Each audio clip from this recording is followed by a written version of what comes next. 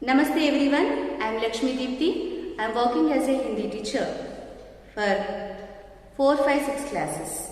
Today I am going to read a short story of Mrs. Sudha Murthy's life experience stories from here and there. The story name is A Wedding Gift. Let me now tell you the story of the Navalgund Pond. Navalgund is a fairly big town in northern Karnataka. Long ago, the village chief was a man named Ramegowda. He had two lovely daughters, Channamma and Neelamma. Though Navalgund's land was fertile, it was heavily dependent on rain, and life in Navalgund was very difficult. There was no water or stream nearby. Several wells were dug in search of water, but there was not even a drop of water in them. Men and women walked miles to get a few buckets of water. Ramegowda's family was rich and lived in luxury. They had many servants who fetched water for them in bullock carts. So the family never realized the problem of the poor people. One day, there was a panchayat meeting headed by Ramegowda. The poor people came to the meeting and said, "Sir, please make a pond in this village. We will work hard and help build the pond. We won't even ask for the labor charges."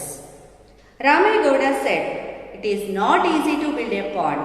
You may say that there are no labor charges. However, we still require a lot of money to build it. Let every rich man in the village contribute something towards the pond. Then we can think about it and decide." But no rich man was ready to give money. In those days, every rich man had plenty of laborers and many of them were bonded laborers. So the rich people in Navalgund never cared to understand the difficulties of fetching water. Neelamma was standing behind the pillar when the conversation was going on. She knew that her father could have funded the construction of the pond because he was the richest man in the village. She also realized that other rich people were waiting for Ramegowda to contribute some money himself. Nothing happened and the meeting was adjourned. Neelamma felt very sad. She knew the problems of fetching water because she knew the difficulties of her maid. One day, without informing anyone, Neelamma had walked with the maid to get a bucket of water. It was a Herculean task. But Neelamma knew that her father would never listen to her, so she kept quiet. A few years went by. Chennamma and Neelamma grew up and Ramegowda found two rich sons-in-law.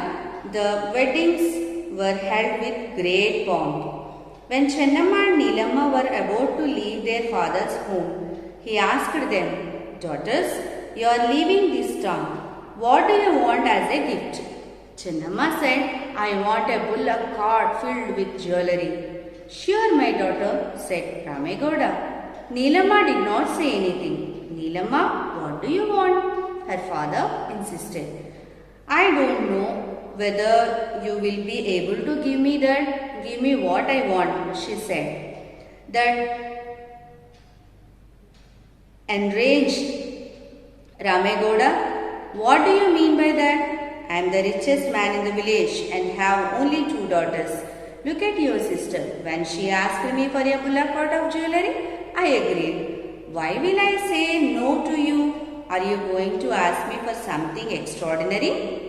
Neelamma said, "I will ask for something that you can definitely give me, but promise me that you will. Only then I will ask you." Ramegowda thought that Neelamma might ask for more jewellery than her sister, or maybe she wanted land. So he said, "Yes, Father, I don't want a gram of gold or jewellery from your house. I don't even want silk sarees. I do not intend to take an inch of your land, but I want a pond to be constructed in the middle of the village so that every poor person can fetch drinking water with ease." Ramegowda was dumbstruck. First, He was very upset with his daughter. Then he thought of the expense. He knew that he could afford it. He remembered his promise. He smiled and said, "A promise is a promise. I will build a pond for you." Even today, the pond named after Neelamma stands in the middle of Navalgund town. Over a period of time, the pond has been expanded and decorated, but to this day, it is well maintained. Everyone must follow the strict rule of washing his or her feet before entering the pond. There is no way that the people of Navalgund can afford to contaminate the water. Today, Neelamma, Chennamma and Ramagowda are no more, but everybody remembers Neelamma's concern for the people of Navalgund. Thank you.